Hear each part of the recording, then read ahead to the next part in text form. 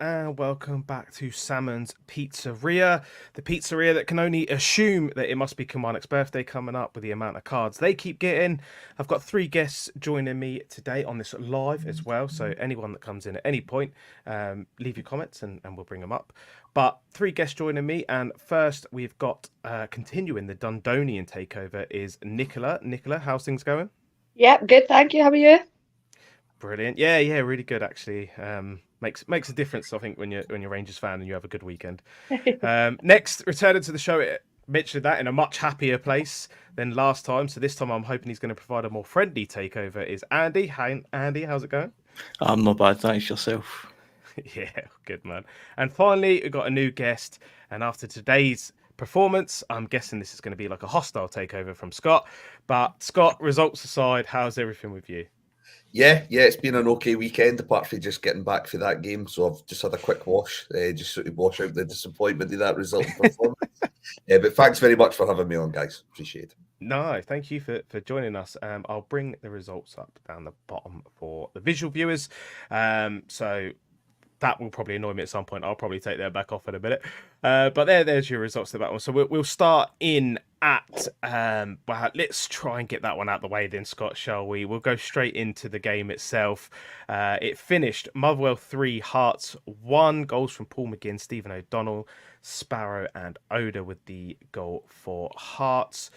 Scott, I mean, a summer of good recruitment on paper, I'd say, for Hearts. I think a lot of people were quite excited about what Hearts were going to do this season, especially building upon last season. Europe coming up as well, regardless of how it goes against Pleasure. And you've still got European group stage football, league phase football, as it will be now. Results did not start off too well in the league. I think everyone was sort of expecting Hearts to bounce back today, which they didn't. What was your sort of summarization of this game and sort of where it went wrong for Hearts today? Yeah, I think it's pretty symptomatic of the sort of the start of the season as a whole. I think our two best performances so far this season have been away to Pleasant on Thursday and at home to Rangers at the start of the season. But in those two ties, we were afforded less possession. So we just had to focus on quickly transitioning from back to front and sort of just making sure that we're making the most out of the little possession that we had. I think that was our key strength last season. We got to about sort of October time last season, and Stephen Naismith had tried to play with a back four. He was trying to play through the lines. Wasn't really working for him. So they went back to having a very rigid sort of 3-5-2 for the majority of the campaign. And it really just relied upon being very good out of possession, very disciplined, very good at defending set plays, and then relying very heavily on Lawrence Shankland to make sure that he was scoring for us at the other end. The problem is that we haven't really progressed from that this season. So again, we've tried the 4, we've tried the 3. Nothing's really sticking, and I think the biggest issue is that we do have a very, some will say it's a bloated squad in certain areas of the park. I think you're right, Stu. I think on paper, the recruitment looked okay. But I think what you can already see a few games in is that we've signed right backs and then tried to implement them within a 3-5-2 system. The majority of our centre halves look more comfortable still in the 3 rather than the 4. So, yeah, that does then sort of negate what we want to do in terms of possession and being less passive, building up for the back as well. So there's a lot of issues for Stephen Naismith to try and address. I think fans would probably want to see him begin to address it by maybe bringing in a bit more pace and width up top, maybe between now and the end of the transfer window. But he did come out after the game this evening and say that he wasn't expecting too much activity. Whether that's him just playing down expectations, and if we do bring someone in, then that's great. It's not something we've been expecting. But yeah, I think the most troubling thing today was the fact that against Dundee, we were caught off guard. Dundee switched their formation to try and neutralise us, and that, in effect, actually hampered the formation that we set out against them. Whereas today, we matched Motherwell. It was pretty much a 3-4-2-1 formation for both sides, which meant that we were losing all our individual battles and our individual duels, and that can be more sort of more of a worrying stat than losing a game based on the fact that a team's maybe caught you off guard per se.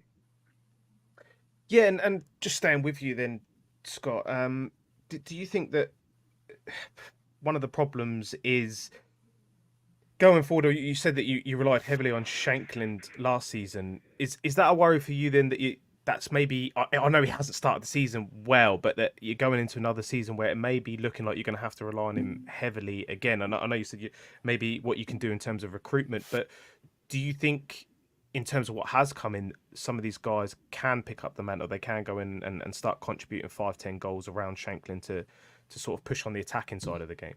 Yeah, I think the hope was going to be that bringing in the likes of Spittle and Danda was going to help, more so with a bit more creativity, especially from set plays as well. You know, they both had quite a lot of assists coming from dead ball situations last season at their respective clubs.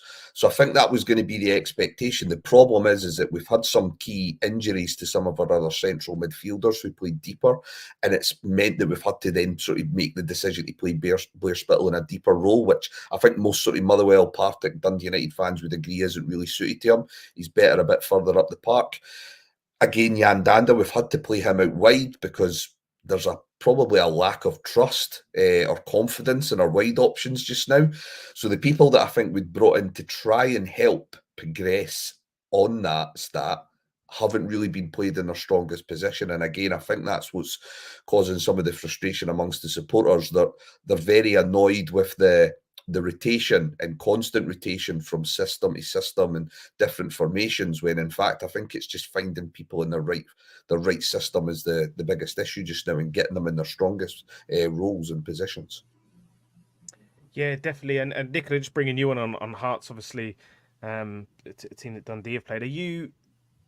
Do you think there's probably a better time to play them right now when they're going through some of these issues? Because you tend to find teams like Hearts, although like I know Hibs did prove us wrong a little bit last season by sort of staying down that side of the table, but these teams with these sort of players, they tend to get into their groove eventually. So it's almost seen as a real chance for other teams right now to be playing them, to try and bar Rangers to try and get points off them.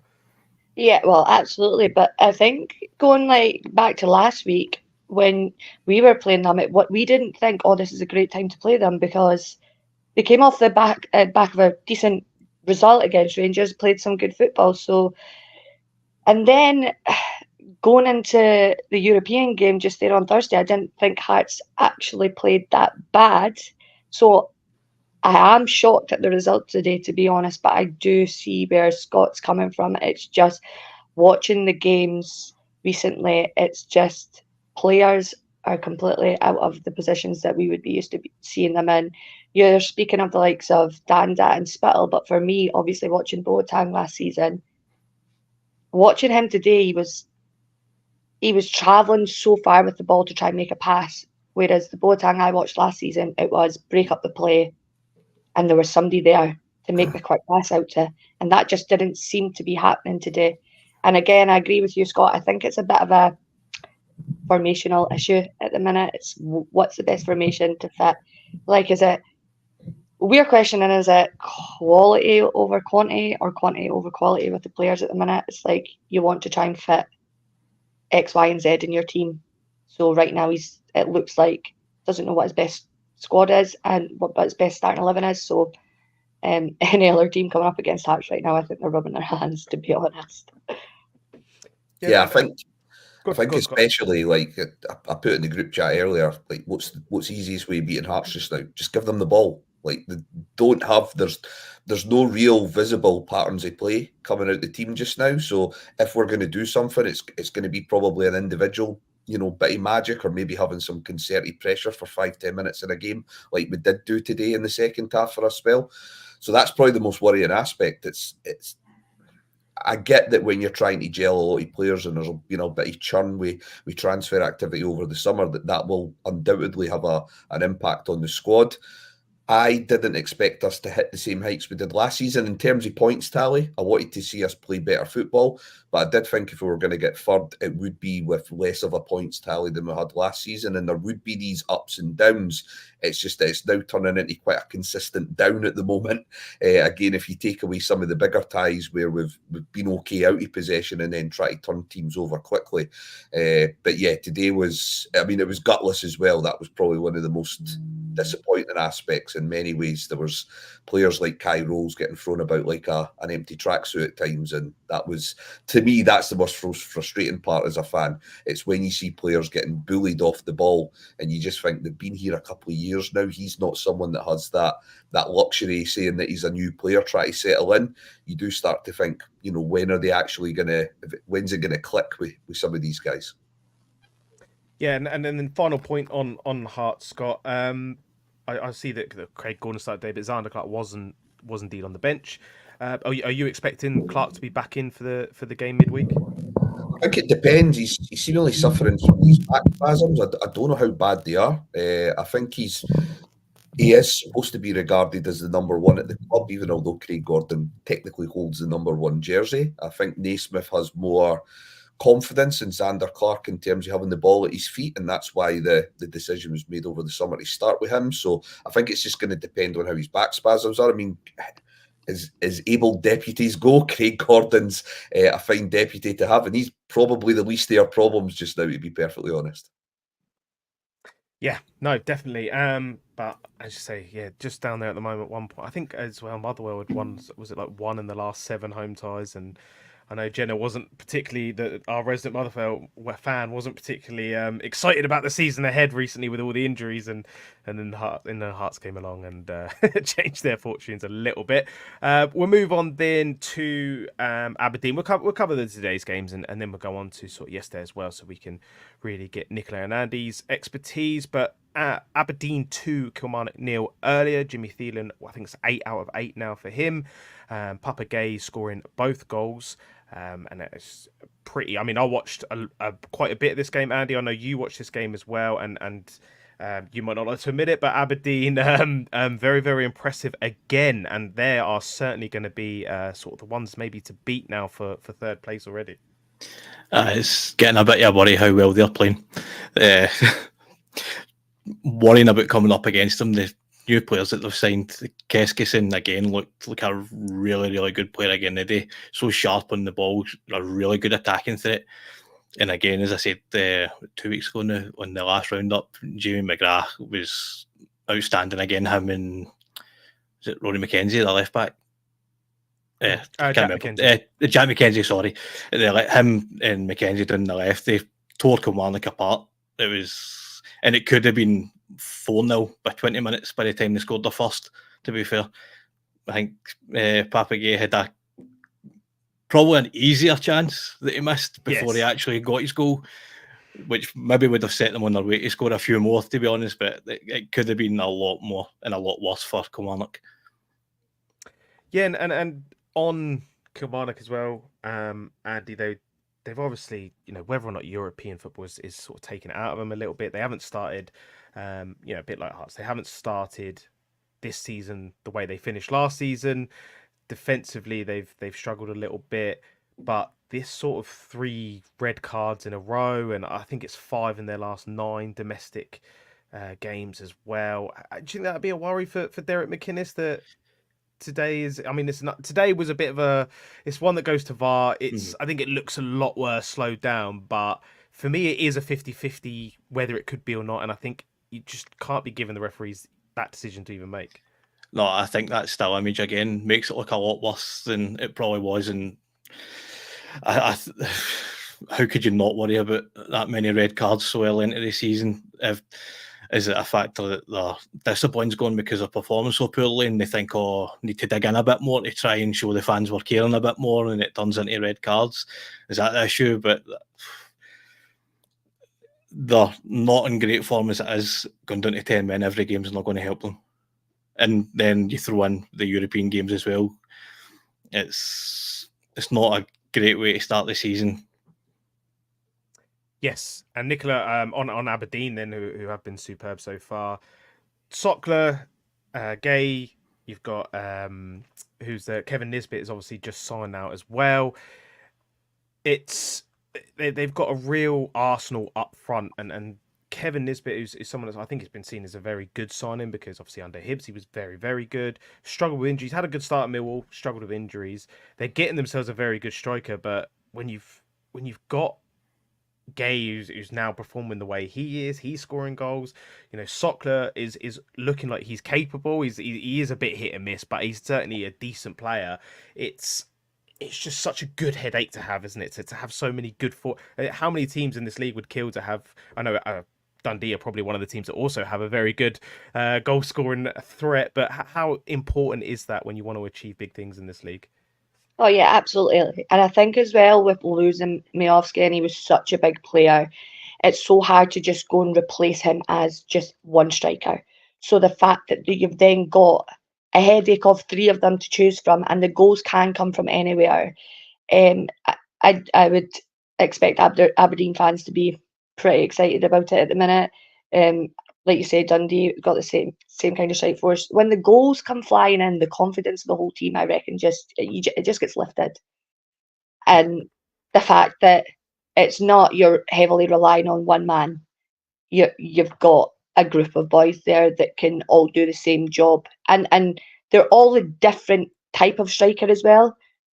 So they can come off the bench and change the game when you need them to as well. I would not be disappointed with the strike force this season.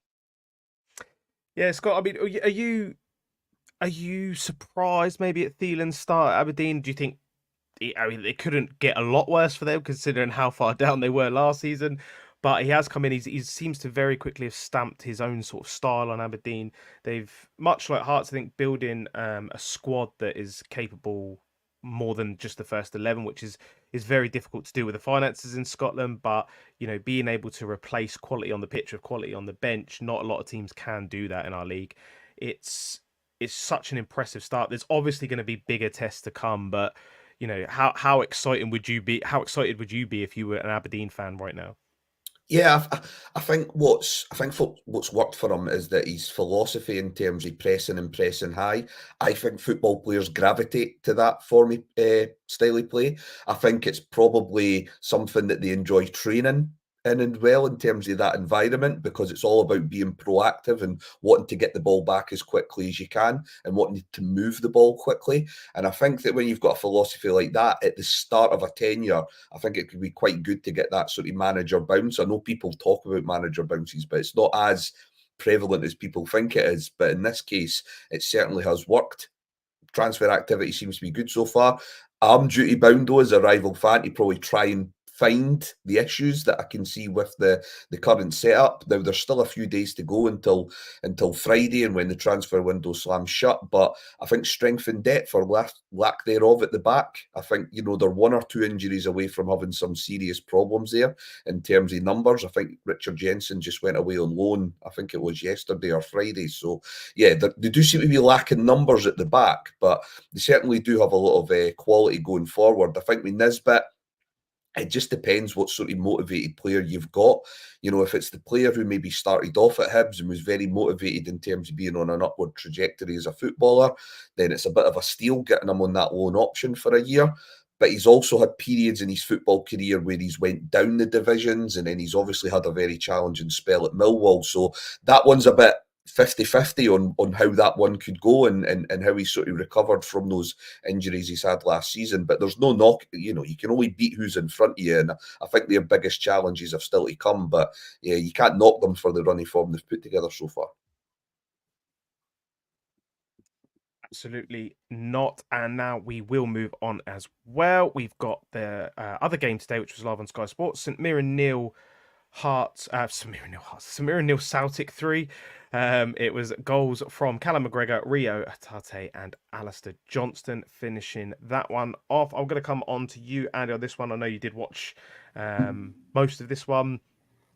Celtic, imperious again, really. They've this quick start that they continually have. I mean, I think every fan in Scotland has known them as being as a team that can always score late goals, but they just seem to be addicted to scoring early goals, and it just sets the tone from there on out. Then I don't think anyone was expecting too much from St Mirren in terms of one win in 19 against Celtic, but it was almost a faultless performance there. There was a little sticky spell, I think, for 10 minutes in the second half, but Celtic just scoring goals from all over the pitch. Callum McGregor already matching his total from last season. Rio Tate with an excellent finish, if we're completely honest. And it's just, it's worrying to see really where not for a Celtic fan, but it's worrying for every other fan to see where their drop points are coming from this season. Yeah, genuinely. I don't know who put it in the chat earlier, but they don't think that a domestic team will beat them this season, and I'm not far off thinking the same. Unless we get a good few players in the next week, I think we'll struggle to get anyone near them.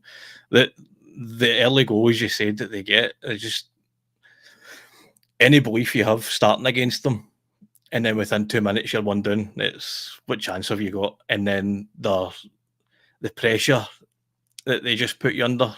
It's probably going to sound like jealousy here, but I hate it. They just don't give teams a chance, and the only one was it 2-0 today.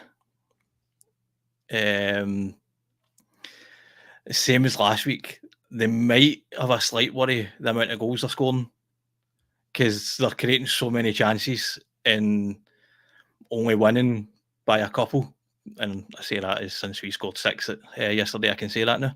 That might be the only worry for them, that if they don't start racking up all the goals, they might come unstuck against a team, which I can't see, to be honest. If they don't get that early goal, they might struggle. But as you say, it's an imperious team they have, and that strike force in midfield is envy-worthy. Absolutely, and Nicola is something that is maybe, I wouldn't even say their only downside, but up front, they've obviously signed Adam Eder. You would think that with Kyogo possibly going to Manchester City, where those rumours came from, or possibly may still need surgery on the shoulder, would you be expecting them to dip back into the market for another striker before the window's out? And also, obviously, Matt O'Reilly is pretty much confirmed going to Brighton. Do you think they're going to be looking at replacing him as well?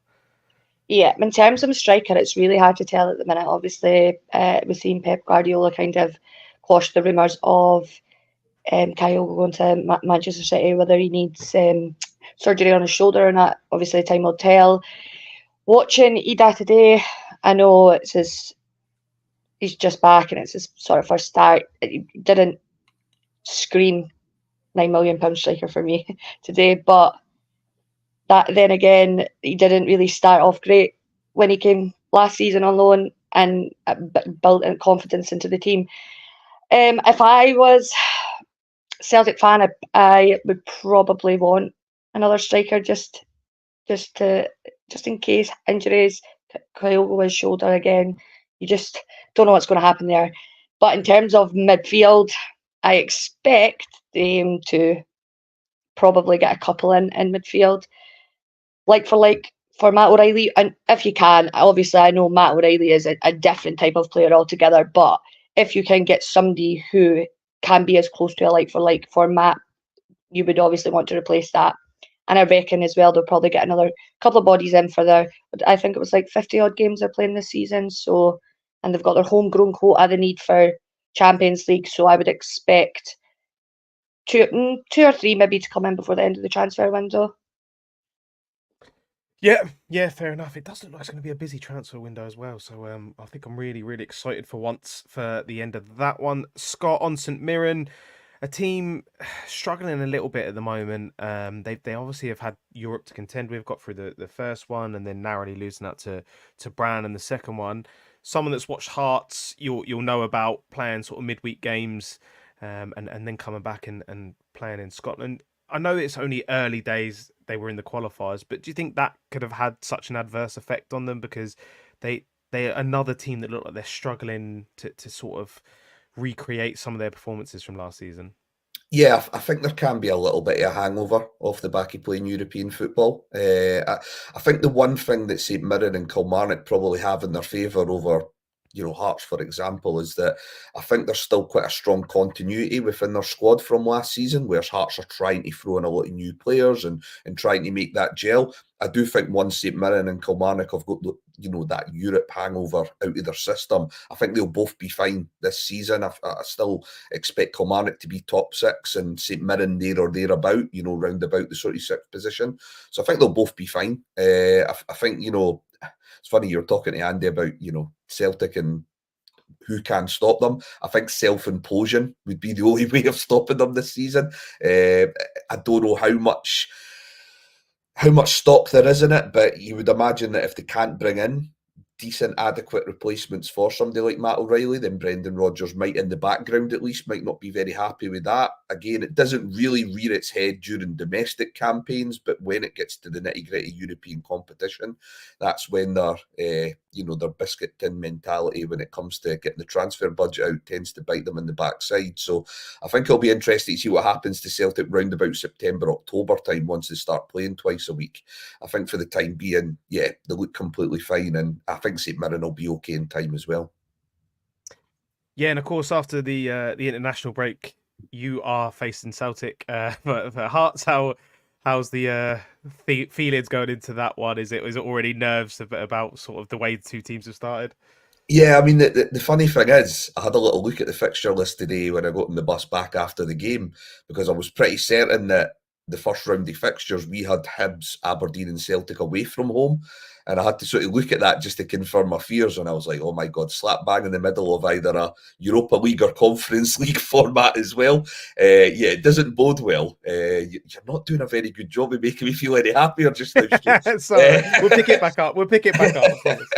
Aye, you can talk about Hibs soon. That might help. That might help. Bring up Hibs later on.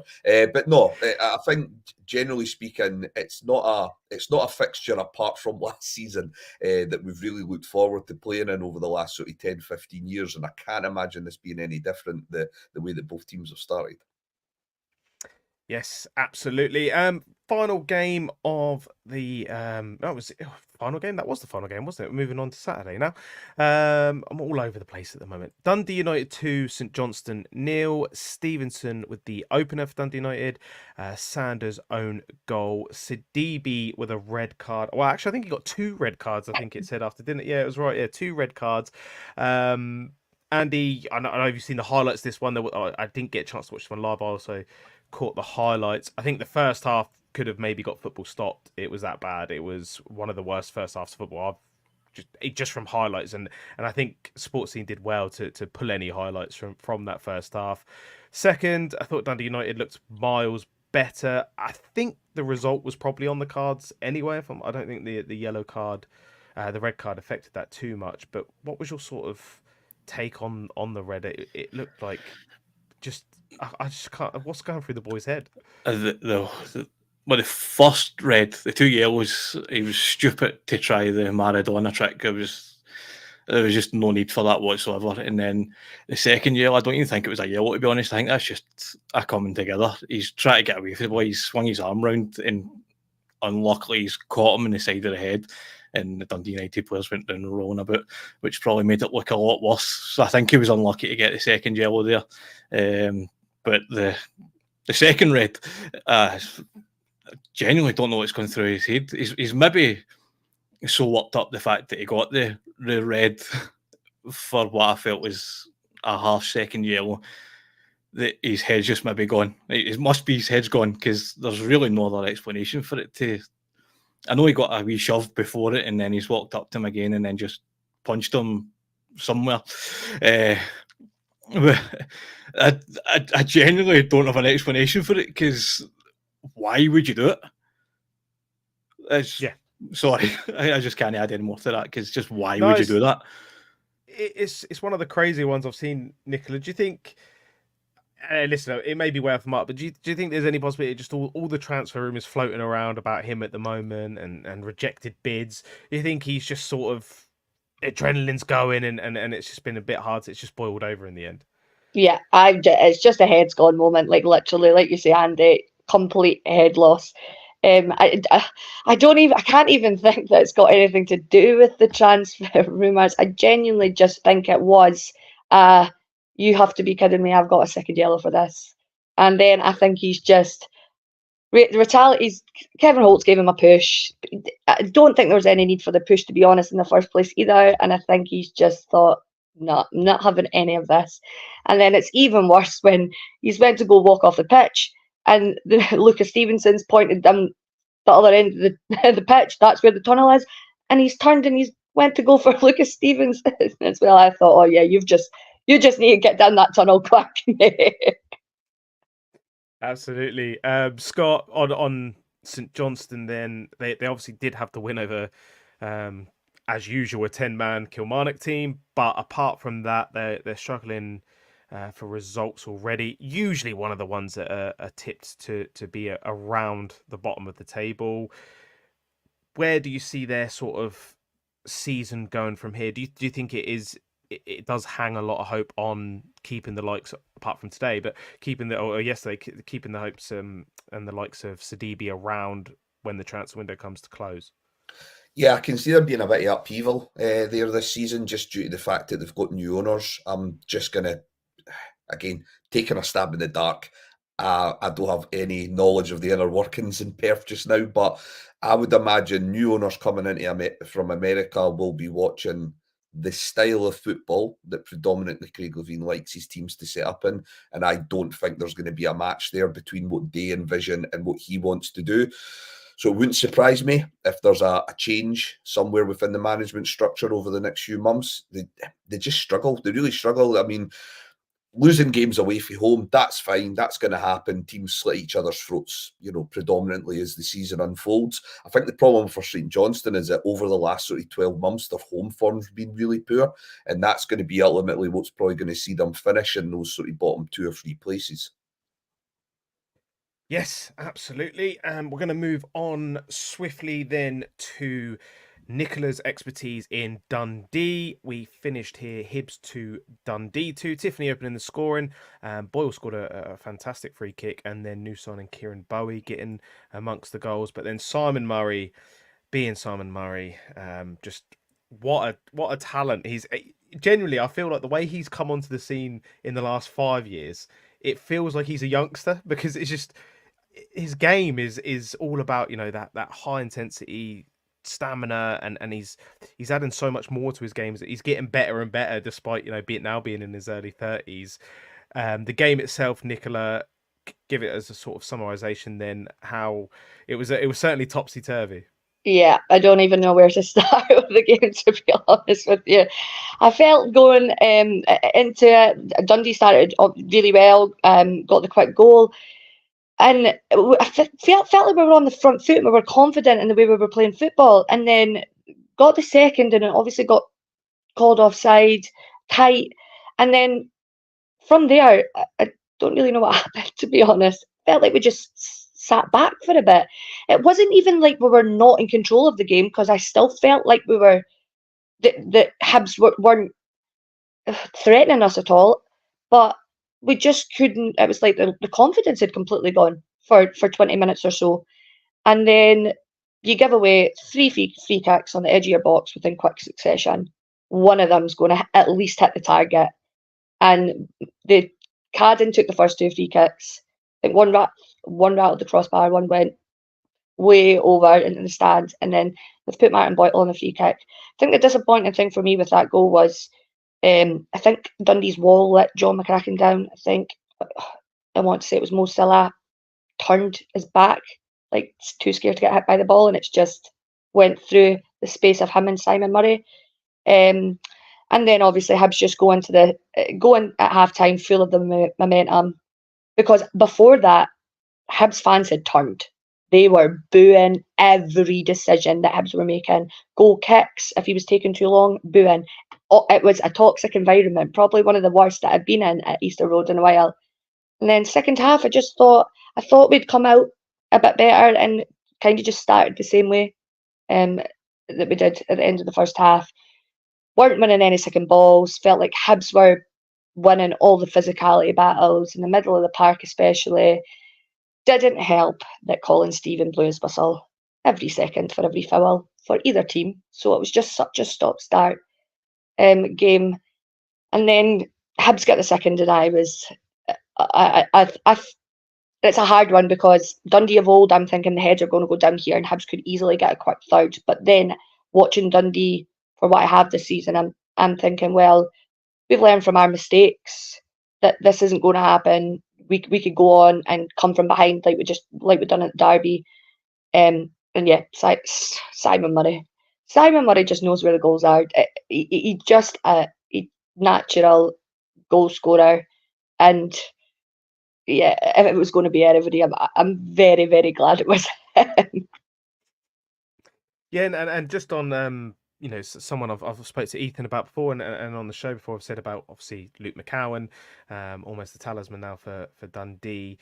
Talked about his maturity before in that sort of role he's playing, but he's almost now, like, for me, like the perfect captain as well. He just leads by example. He can, I think, 2-1 down, can take the game by the scruff of the neck. How worried are you with these last few days of the transfer window coming? Because I think Dundee are good enough and they've got enough balance with the squad to cope with it. But he's such a good player that he's so important to that Dundee side, and obviously there's rumours every day, it seems to be, about Luke McCowan. Where's your sort of mindset at it right now? Yeah, I'm not gonna lie. I'm not looking forward to the next few days, but my heart is set on him going. I think I've just kind of accepted that, as much as we would love him to stay, like you say, he's just came into a game. The boys listen to him, they look up to him. But as a club, do I want my club to turn down a record fee of £1 million or over £1 million for him? I think it would be stupid to do that, considering we do have boys that can step up to the plate. Like, we do have Lyle Cameron, who can, like, play that type of game. Josh Milligan's just coming back from injury. He's another one who, again, could just pick up the ball in midfield and run at boys and pick up good passes. It's my head and heart situation, isn't it? Like, I really would love him to stay. I'd love him to be like, no, I'm going to stay. I'm going to sign another year. Let's get some better money from you for you in January. But I think he's gone. And Scott, I mean, on Luke McCowan there, maybe a little bit of a similar situation to Shankland in terms of, do you hold on to a player that you can potentially lose for nothing? Are they worth more to you going on a free and what they can contribute, and then leaving at the end of the season? What do you think? Sort of, what would you be your way of looking at it if you're Dundee? Because it seems Hearts are, not that they will, but it seems that they're more than prepared to lose Shankland for free and hope that he still contributes for a big European season and domestic season. Yeah, I think the main difference, and albeit it's a bit silly to be saying this given the positions that both respective clubs are in as of today, but I think the way Hearts have looked at it with regards to Shanklin has been, well, we'll let him go for nothing in the summer, but he could be the difference between us making that £5-6 million in terms of getting group football again in Europe next year. I don't know whether there's quite the same reward and risk aspect for Dundee when it comes to McCowan, so I think maybe they've got a slightly different sort of way of having to look at it there. I think from McCowan's standpoint, again, some of the options that are being thrown towards him, I get that, we as fans imagine that footballers, all they want to do is play football, but there's also that sort of financial security that sort of getting a move to a club like Celtic would bring you, even if you're only there a couple of years. Again, similarly, Dundee are maybe looking on paper as if they're on a better upward trajectory than Hibs at the moment, but in terms of club stature and again potentially what can be offered in terms of wages, Hibs are still seen as a bit of a step up as well. So I think Nicola's right. I think he will probably leave over the course of the next few days, which is a shame, because even as you're sort of watching games as a neutral, Dundee were a really fun team to watch last season and this season as well. They've got a really good mix in the midfield, which I thought they would miss with Boateng leaving, but still has actually carried that on really well. And I think breaking up that partnership between Cameron and McCowan would be a sad thing for the league, if not for the team that ultimately gets them. Yes, absolutely. And Nicola, just on Hibs a little bit there. Are you? I mean, I'd say, are you surprised? But I don't think it's surprising to see that the defensive calamities continue to happen. But like, how is that? You think, is this a David Gray problem? Is this a Hibs problem? Because you think David Gray being part of a decent defense over his career. I mean, for that Dundee goal where it's just knocked into space in the middle of the box, and there's literally no Hibs. I think it was Lewis Miller's just completely posted missing. How do you fix that? Because it seems to me that it shouldn't be that hard to fix, or at least improve such gaping holes in your defence? Yeah, I don't know. I mean, watching them yesterday as well, it was like, I mean, and I've seen a lot of Hibs fans say as well that they've replaced the goalkeeper and most of the back line, and it should have been strengthening them, and it's made them worse. And watching them yesterday, there was I don't even can't even pronounce the boy's name. Number 4 for Hibs, is it I don't know. I'm not even going to try it. Him, he was getting it tangled in his own legs at one point, and I'm looking at this like this cannot be happening. But it's like, is it just a recruitment? Is it maybe just that they've maybe not recruited as well as or as good a player as they thought they were getting?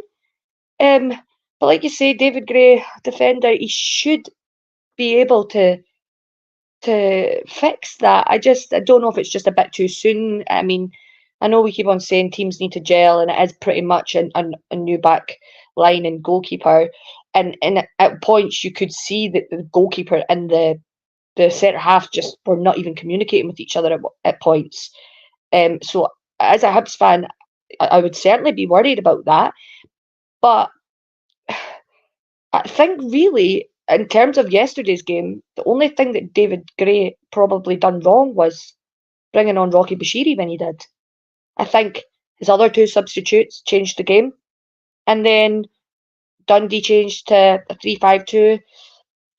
He thought he would try and match us up, and then it was like the goal came pretty quickly after that. It was just like they didn't have enough time. Again, it's just like the defence are not communicating with each other. That's genuinely what it seems. I think at one point the 2 of them went for the same header and the ball's dropped to Dundee players' feet. It's just, I think it's communication between the back line, if anything. Yes, yeah, and Andy, just final thing on Hibs. Then we talked about maybe the recruitment's not as good as it looked on paper, but one that maybe goes the opposite way of that is Kieran Bowie, who had a sort of fleeting appearance against Celtic, but in one that he did manage to sort of bully Cameron Carter-Vickers a little bit, which I think surprised a lot of people. And the goal against Dundee again, he just seems to sort of body his way through the defence, and it's another very good finish, and he already looks like he is going to be a very good signing. He's looked really good so far. I'm surprised he never started, considering the way Martin Boyle has kind of been the past few weeks. We're saying that he scored a cracking free kick today. Another player that's coming to the league that's hopefully going to boost the standard. It looks like a really good player so far. In his first few minutes, bullying Cameron Carter-Vickers, as you said, he's clearly got a bit of physical about him, and hopefully he doesn't do too good. But I can see him doing well.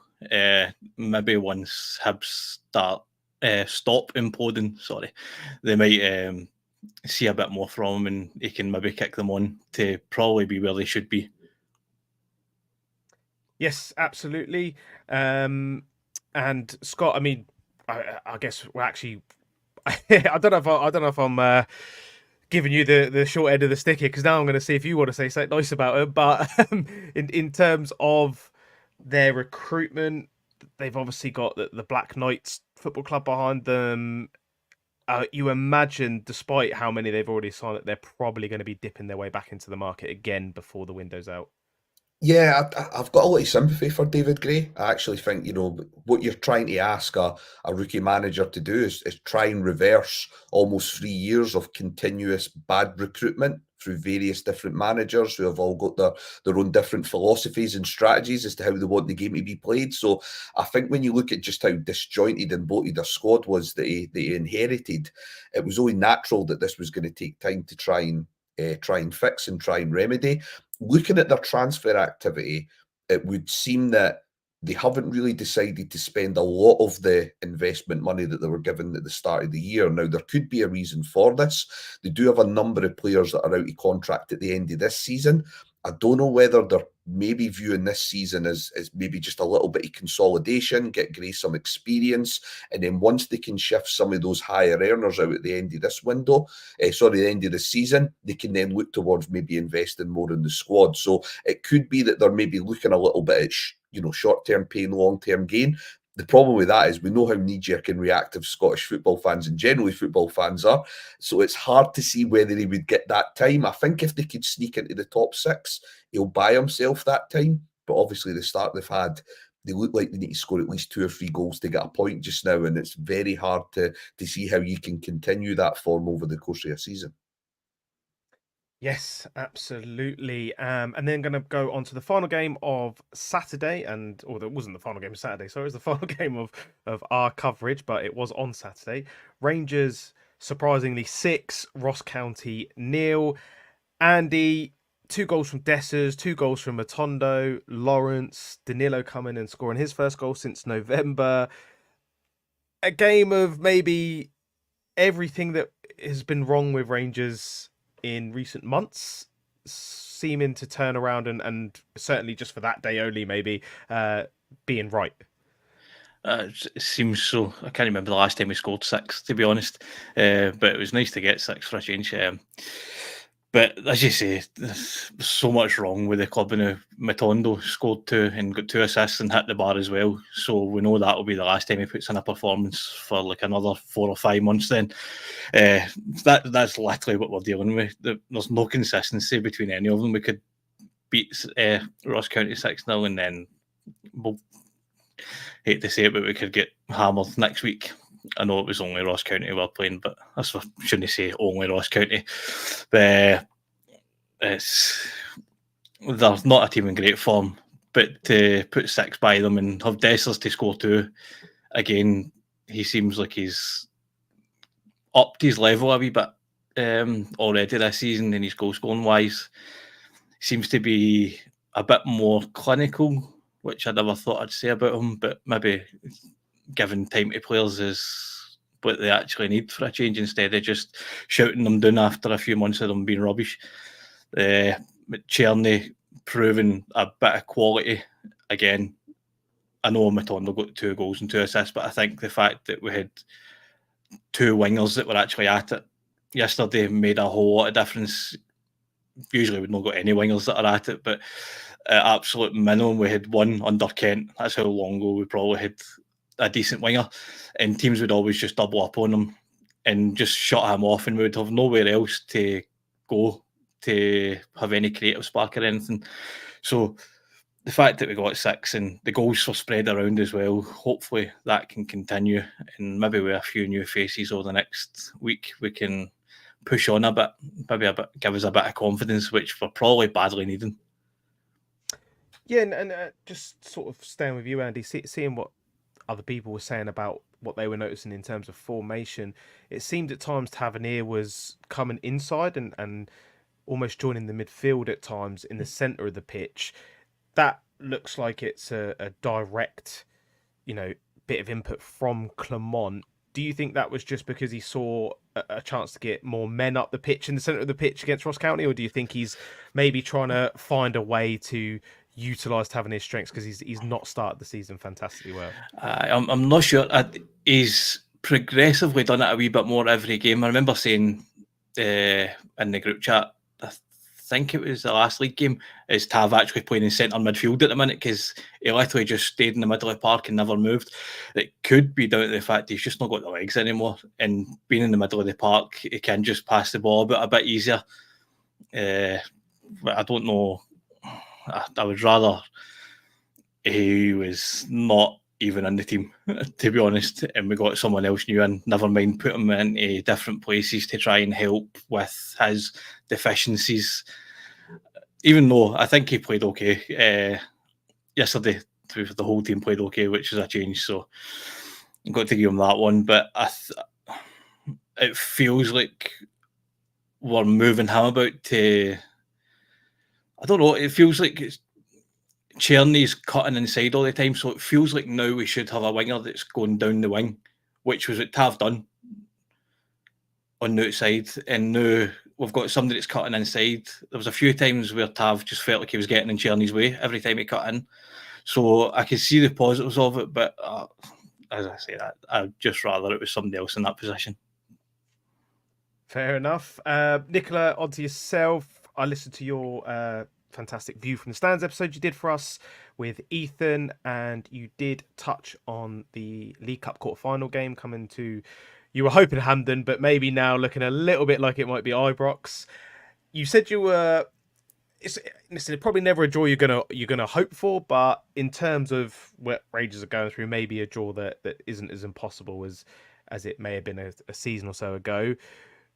Does this result change your mind on that, or do you think this could just be, you've got to wait and see a little bit more of what Rangers do yet?